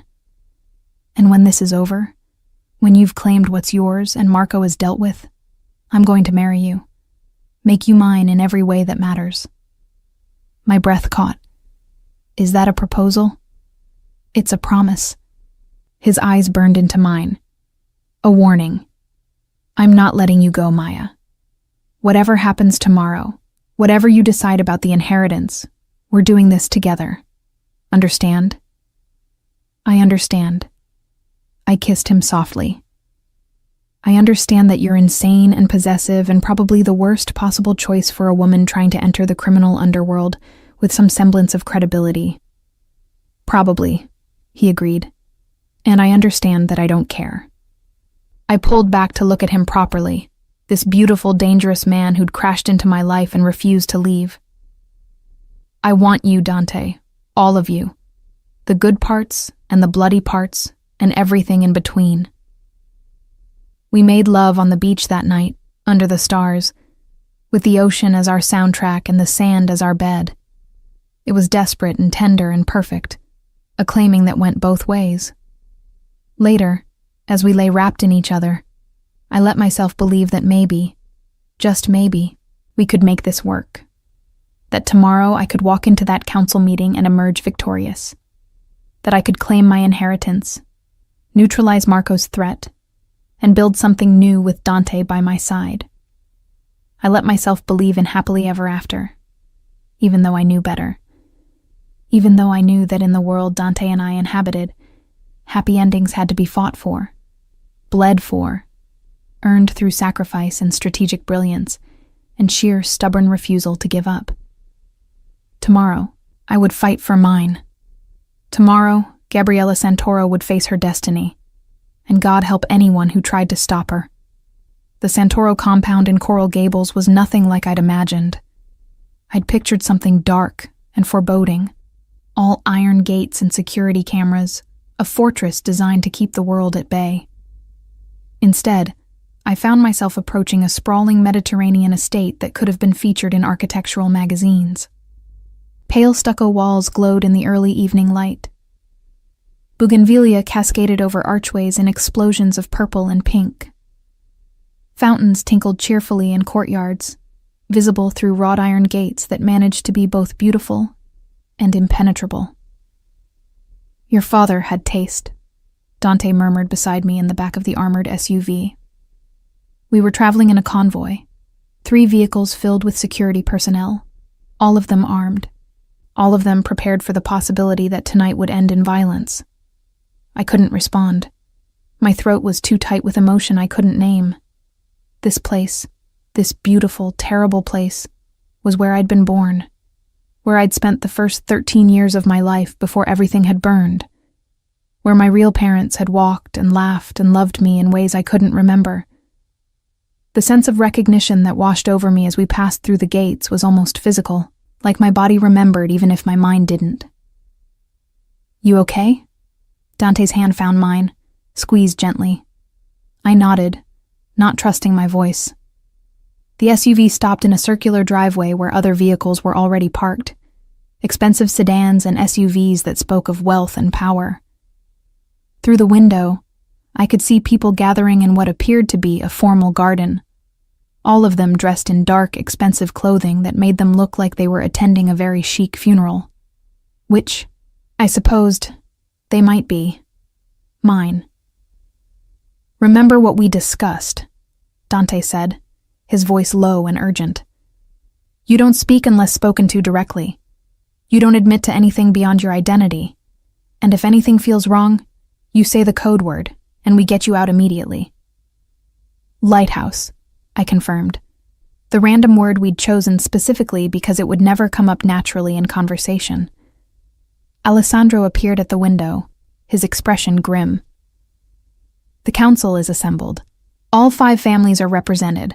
Marco is here with his security detail, larger than the rules specified but within acceptable parameters.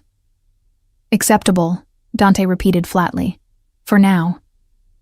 Alessandro's gaze shifted to me. Ms. Santoro, are you ready? Ms. Santoro. Not Maya anymore. The name felt strange on my tongue, like wearing someone else's clothes. As ready as I'll ever be. Dante helped me from the vehicle, his hand at the small of my back as we moved toward the garden. I'd dressed carefully for this moment, in a black sheath dress that Dante had selected. Elegant, but not flashy. Expensive, but understated. The kind of thing that said, I belong here without screaming for attention. My hair was pulled back severely, and I wore minimal jewelry except for a pair of diamond studs that had belonged to my grandmother. The real one, Maria Santoro, whose DNA now proved ran through my veins. The garden opened before us like something from a dream. String lights twinkled overhead. The scent of jasmine hung heavy in the air. And arranged in a rough semicircle, seated in what looked like throne-like chairs, were the heads of the 5 families that controlled South Florida's criminal underworld. I recognized them from Dante's lessons. Don Vitale Rossi, elderly and sharp-eyed, his hands gnarled with age but his gaze missing nothing. Elena Martinez, the only woman among the council, who'd inherited her husband's organization and expanded it ruthlessly. Chen Wei, whose import business provided cover for operations spanning the Pacific Rim. Samuel Okonkwo, who controlled the port unions and could shut down shipping with a phone call. and Marco Santoro, my cousin, who sat in the center chair with the easy confidence of someone who'd already won. He was younger than I'd expected, maybe 35, with the kind of polished good looks that came from expensive grooming and careful genetics. Dark hair, dark eyes that tracked my approach with predatory interest. He wore a 3-piece suit that probably cost as much as a small car, and he smiled at me like we were old friends meeting for drinks rather than enemies preparing for war. "Gentlemen, Elena." Marco stood, spreading his arms in welcome. "And the guest of honor arrives at last, my long-lost cousin, back from the dead." The sarcasm in his voice was subtle, but unmistakable. He didn't believe I was Gabriella. Or perhaps he simply didn't want to believe it. "Marco." Dante's voice was ice-cold. "The council agreed to a formal presentation, not a family reunion. Let's proceed according to protocol." Don Vitale cleared his throat, and the conversations that had been murmuring through the garden ceased immediately. The old man commanded respect through simple presence, decades of power radiating from him like heat from a forge. "We are gathered," he began, his voice carrying despite its age, "to determine the validity of a claim made by this young woman. She asserts that she is Gabriella Santoro, daughter of Antonio and Maria, presumed dead these 23 years. Marco Santoro disputes this claim, suggesting she is an imposter seeking to steal his rightful inheritance. I don't dispute it," Marco interjected smoothly. "I welcome it, if true. But we must be certain. Too much is at stake to accept convenient DNA tests and emotional appeals." "The DNA test was conducted by an independent laboratory," Alessandro said, stepping forward with a tablet. "I have the results here, verified by 3 separate geneticists. The probability that Maya Reed is Gabriella Santoro is 97%. "DNA can be faked," Marco countered. "Samples can be contaminated. We need more than scientific evidence. We need proof that this woman is who she claims to be." "What kind of proof?" I asked, finding my voice at last. It came out stronger than I expected, carrying across the garden with surprising authority. Marco's smile widened. "Memories. Details about the family that only Gabriella would know. Our grandmother's favorite song. The name of our childhood dog. The location of the secret garden where Gabriella and I used to play." "She was 13 when she disappeared," Dante said sharply, "after a traumatic event that could easily cause memory loss. You're asking for the impossible." "I'm asking," Marco said, his gaze never leaving mine, "for proof that she's my cousin, and not some opportunist with a conveniently placed tattoo." The assembled families murmured among themselves. I could feel the moment slipping away, could see the doubt creeping into their expressions. Marco was playing this perfectly, not denying outright, not appearing unreasonable, just raising enough questions to make them hesitate. "I don't remember," I said quietly. All eyes turned to me. "I don't remember my childhood here. I don't remember my parents or this house or anything before waking up in a hospital with smoke inhalation and no memory of how I got there. The adoption agency told my parents I'd been in an accident.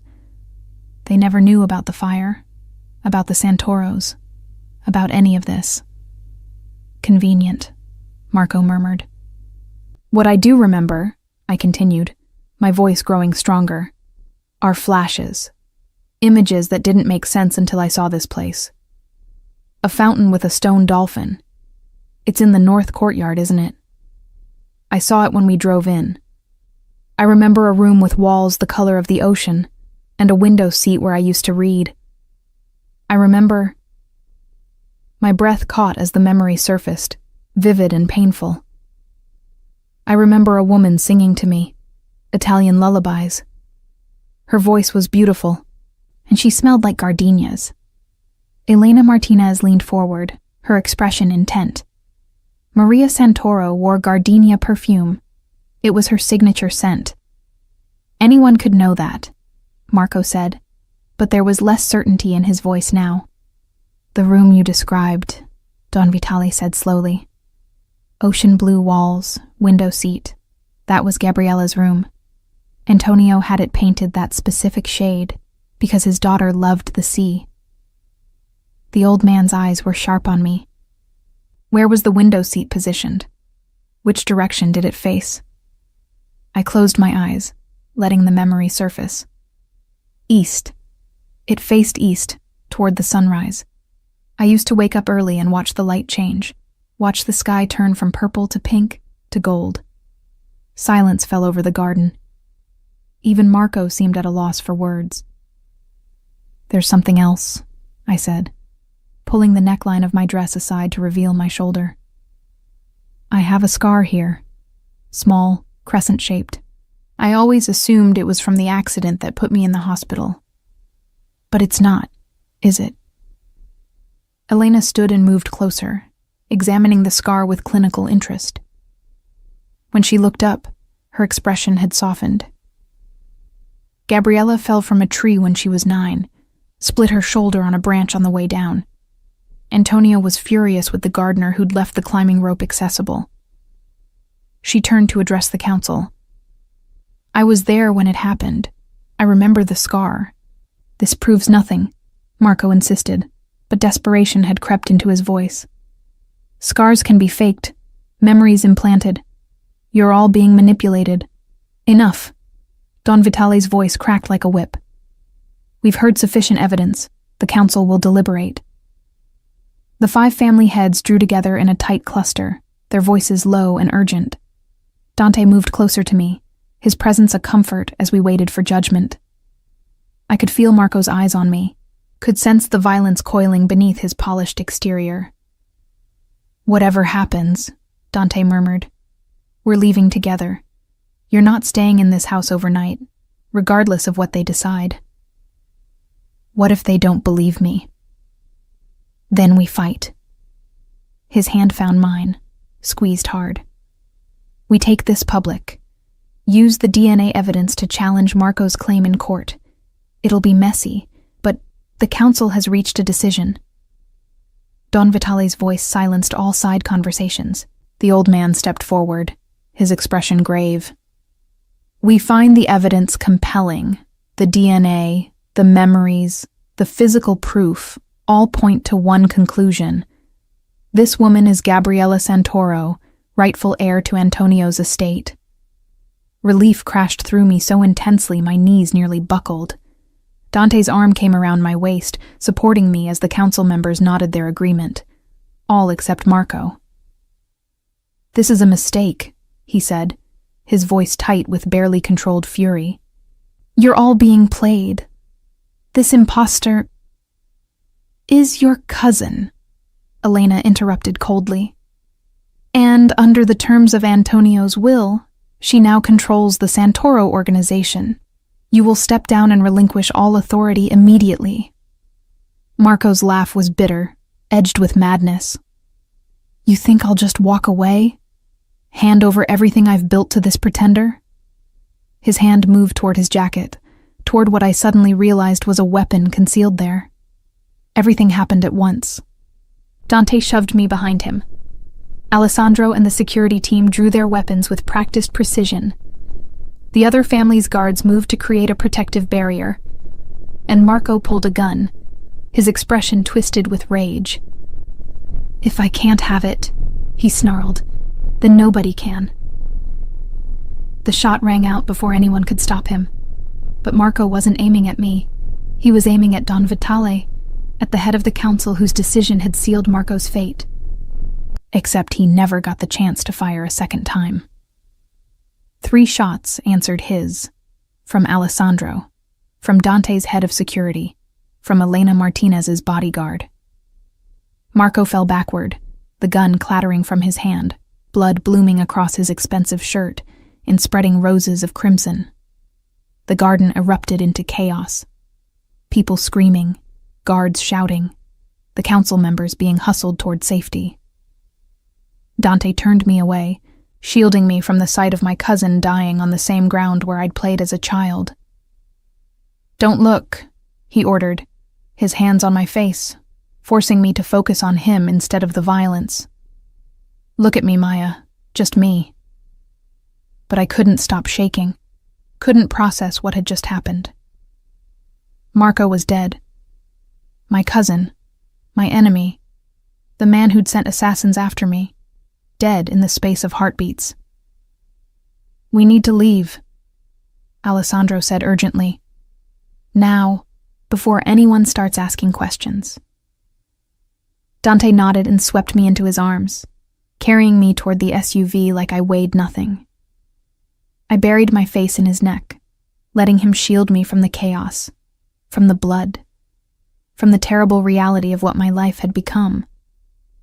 We were pulling away from the compound when I finally found my voice. Did I just inherit a criminal empire by default? Because my cousin tried to assassinate a council member and got himself killed? Technically, Alessandro said from the front seat, you inherited it the moment the council acknowledged your identity. Marco's death just simplified things.